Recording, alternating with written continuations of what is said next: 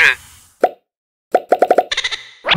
On vous présente nos derniers arrivages. On commence avec Wormspan qui est enfin arrivé dès aujourd'hui en version française. C'est un jeu pour 1 à 5 joueurs, les parties d'environ 90 minutes pour 14 ans et plus. C'est un jeu qui est inspiré de la mécanique de base de Wingspan, le fameux jeu avec les oiseaux qui était très populaire. Ici, on reprend la mécanique de base, mais on l'amène un petit peu plus loin. C'est un peu plus stratégique et les mécaniques sont adaptées justement pour l'univers des dragons. On a la même attention aux détails qu'on avait dans Wingspan avec énormément de cartes très colorées, très détaillé. Donc, ça a l'air vraiment le fun. J'ai bien hâte de l'essayer. Wormspan. On a reçu les Marvel Dice Throne. Dice Throne, c'est un jeu pour 2 à 6 joueurs. Les parties environ 30 minutes pour 8 ans et plus. C'est un jeu d'affrontement qu'on va lancer des dés. On peut lancer 3 fois les dés pour activer différents pouvoirs avec nos cartes. On va s'affronter avec différents personnages. Dans cette boîte-là, il y a 4 personnages différents. Et c'est un jeu qu'on peut combiner. Il y a plein d'extensions. Fait qu'on peut, on peut jouer de façon très variée. Il y a même une extension aventure aussi qu'on peut utiliser nos personnages pour jouer dans la boîte aventure.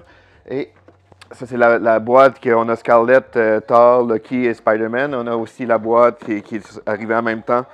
Black Panther, Captain Marvel, Doctor Strange, puis Black Widow. On a reçu Hollywood 1947. C'est le nouveau jeu de la collection là, en format faux livre. Là. Il y avait Bristol aussi qui a été super populaire et Tortuga aussi. C'est un jeu pour 1 à 9 joueurs. Les parties de 20 à 40 minutes pour 14 ans et plus. C'est un jeu de stratégie et de déduction qui se passe dans l'univers d'Hollywood 1947 avec les communistes. Fait qu'on ne sait pas qui est communiste. Fait qu'un jeu un peu de déduction qui est Hollywood 1947. On a aussi Captain Flip, qui est un jeu pour 2 à 5 joueurs, 8 ans et plus, les parties d'environ 20 minutes. Louis-Gabriel l'a essayé avec sa famille, il a eu bien du fun. C'est un jeu qu'on va piocher des tuiles dans un sac et on doit les placer dans notre navire, toujours du bas jusqu'à haut. Mais chaque tuile a certaines fonctions selon s'il y a des pareils dans la même ligne ou des choses comme ça. La twist du jeu, c'est que quand on pioche la tuile, si que la tuile ne fait pas notre affaire, on peut décider de la tourner de côté et là, on est pris avec le pouvoir qui est dedans. Fait que c'est un petit côté prise de risque parce que des fois, il y a des tuiles, si on dépasse un certain nombre, on a des pénalités ou des choses comme ça.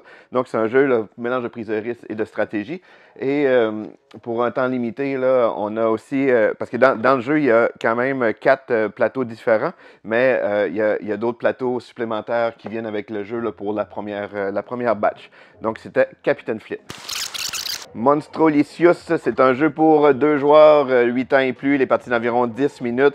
C'est un jeu de confrontation à 2 joueurs. Il va falloir se battre pour essayer de gagner les gâteaux selon à différents niveaux. La personne qui va avoir le plus gros chiffre va remporter les différents desserts. Donc c'est Monstrolius. On a les Aventuriers du Rail Paris. C'est un jeu pour 2 à 4 joueurs, les parties d'environ 10 à 15 minutes pour 8 ans et plus. Dans les Aventuriers du Rail, c'est un jeu qu'on a une carte.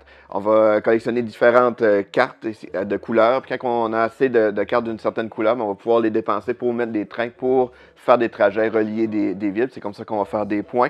Fait qu'on a la version standard qui est des parties plus de 45 minutes, 1 heure. Et ça, c'est une version plus allégée pour les parties d'environ de 10 à 15 minutes. Il y a plusieurs boîtes, c'est toutes des boîtes indépendantes. Ici, c'est vraiment pour ça représente la ville de Paris. Et c'est vraiment bien. C'est une belle petite collection qui est Les Aventuriers du Rail. Et ça fait le tour des nouveautés de cette semaine.